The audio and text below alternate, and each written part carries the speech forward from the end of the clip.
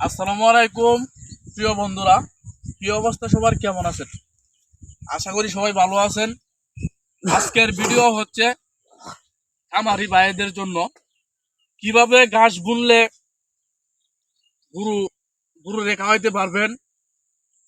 বিস্তারিত শুনেন, আমি বলতেছি আজকে। এই যে এই ঘাসটার নাম হচ্ছিল সুবা ঘাস, ঠিক আছে? আমি আপনাদেরকে একটা দেখাই। এই ঘাসটা হলো এতটুকু উঁচু হবে। যদি আপনার গরুর খামার থাকে অবশ্যই বুনবেন। এই ঘাসে অনেক ফলন হয় এবং এই ঘাস কাটতে আপনার 4 থেকে 5 মিনিট লাগে একটা বোঝা কাটলে। তো সবাই দেখেন, এই যে ঘাস বোনা হয়েছে। হ্যালো ভাই, কি অবস্থা ভাই, কেমন আছেন? কাজ কাটতেছেন নাকি ভাই?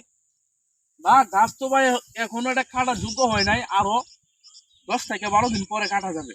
ঘাস এটা গরুর খাওয়াইলে কিরকম গরুর চুবা, গরু কিরকম তাজা হোক?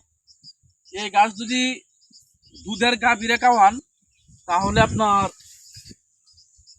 যে গাভী 5 কেজি দিবে দুধ, ওইটা হলো আপনার ম্যাক্সিমাম আরো 3 কেজি দুধ বেশি দিব। কারণ হচ্ছে এই ঘাস হলো, এটা হলো এতটুকু উঁচা হয়। এই গাছটার নাম হচ্ছে তুবা ঘাস।